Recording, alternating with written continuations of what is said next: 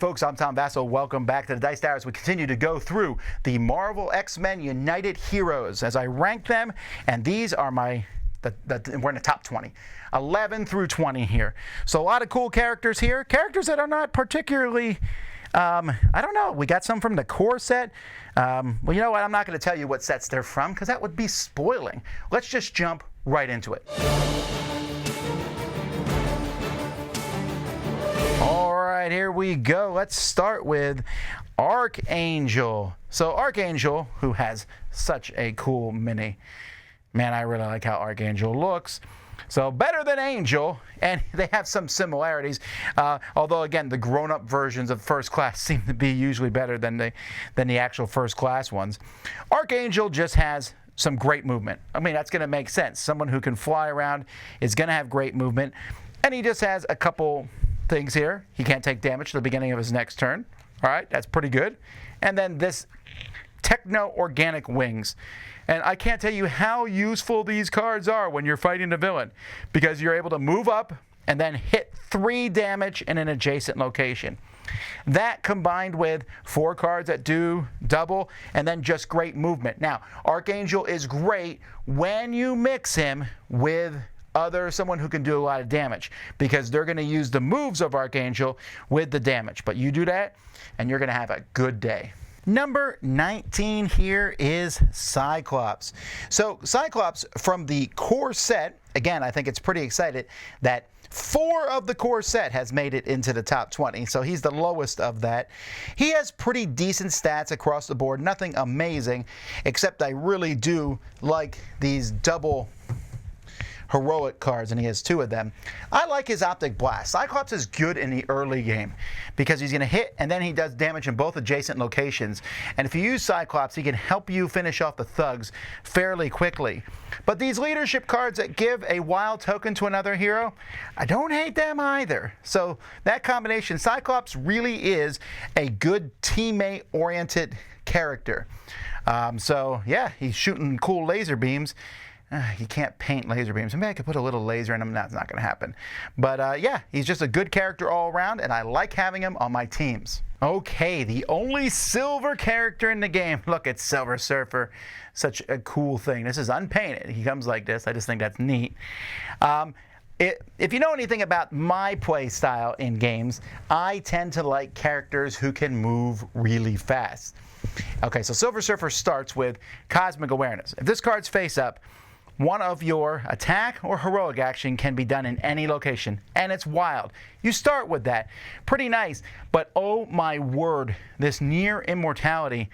If this is face up, you're drawing 2 cards. Now, again, that's going to make the game go pretty quickly, but holy moly, that makes him powerful.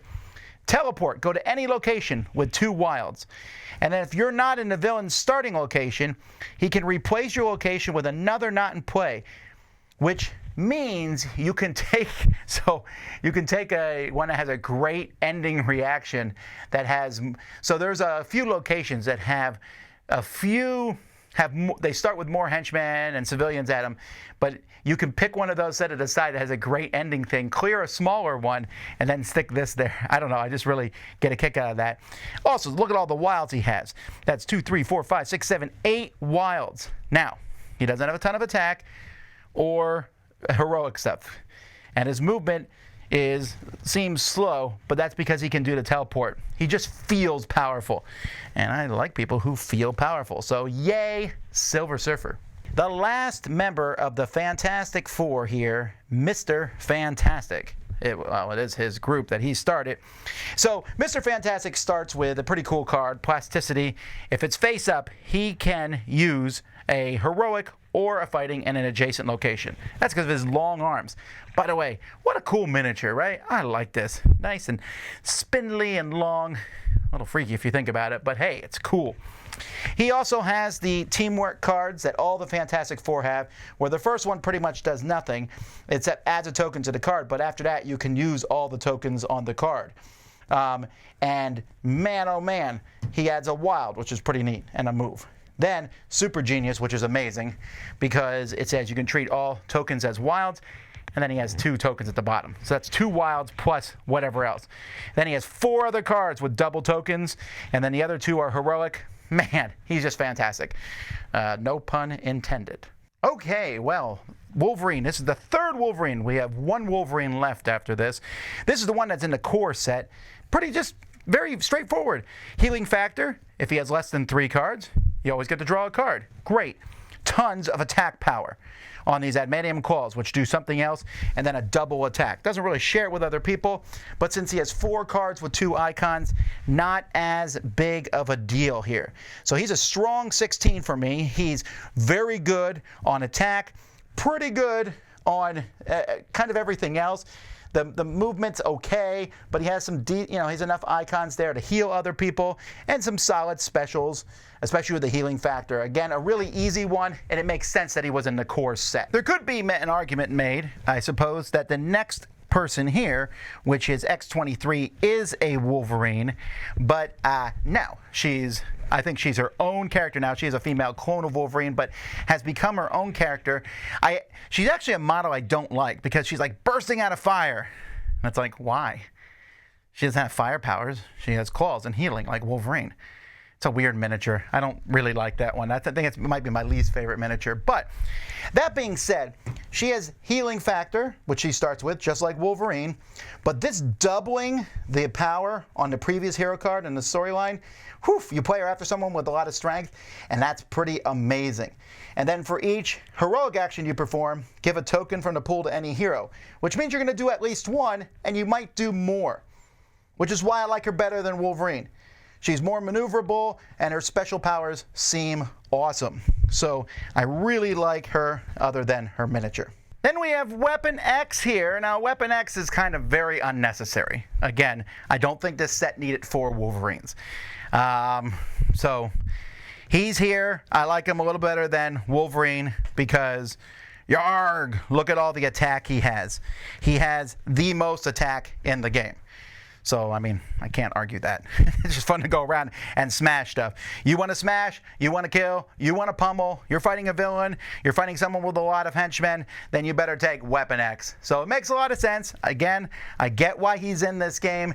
Wolverine is very popular, but I do find it unfortunate he's not that different than, well, the Wolverine we just saw. I would never use both in the same game. Or would I? There might be a case that Captain Britain is boring because all his special cards are the same, and yet I really like using him. First of all, he has some he has some okay attack, but his movement, it's pretty solid. I really like how fast he can move. He has a little bit of this. His icons are good, but all his special cards are the same. Draw a card or get a combination of 2 tokens. That's great. The combinations of tokens or draw a card, both of those things are good. It works in every situation, and it's easy.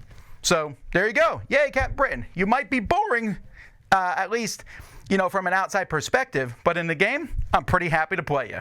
I'm still finding it a little bit amusing how I tend to like the younger versions less than the mature versions of all the different characters. And Storm, who here is defined by her hair only, Storm Mohawk, I find that interesting. I like her, but you'll notice Storm hasn't shown up yet. Storm is in the top 10. But that being said, I really do like this character. Lots of icons all across the board. She has this Storm starting card hand. If it's face up, you ignore the first crisis token you get. That's pretty good, especially considering how many villains in this set have crisis tokens. But this preemptive strike where you hit 3 different targets at your location makes her one of the best. Just in the beginning of the game, she could take thugs out like all tomorrow. Move there, take them out. Move there, take them out. The move's on the card, and there's other moves. She has a little bit of everything straight across the board. So, pretty cool character. Storm, surname Mohawk. Okay, so before we hit the top 10, we have another villain turned hero, Emma Frost, who's probably been a hero longer than she's been a villain at this point. And yet, man, I don't get it. Okay, so I like her a lot, but there seems to be a thematic mismatch here. She's one of the best heroic characters in the game. I would not call Emma Frost heroic ever, but she has a lot of heroic stuff, but it's her special cards. So she has organic diamond form, which she can turn into, and you basically draw a card if you have less than 3 and you can't take damage. Great. But these telepath, where you can use the symbols at the bottom of the 2 previous cards in front of you instead of 1, I mean, just think of these 2 cards. It doesn't matter. You're playing that, you're going bum, bum, bum, bum, bum. That's fantastic. And it's a wild at the bottom of those. Those are some of my favorite cards in the entire game. I just like using her for that reason, and even though it doesn't make sense thematically, I like having characters who are super heroic. Despite the fact that there is definitely too many Wolverines in the set, yeah, I like these characters. It's interesting here how Wolverine, Cyclops, and Storm, very, very well-known characters, and they still make it to the top. And Archangel, you know, the X-Men hold their own, along with Mr. Fantastic. Although it's sad to see that no Fantastic Four character made it into the top 10. But you know what? There's a lot of cool characters in the top 10. So if you're counting down, I guess you can figure them out. But come back next time, and I'll tell you my favorite characters, my favorite heroes from Marvel United. I'll see you then. Until then, I'm Tom Vasel, and you've been watching The Dice Tower.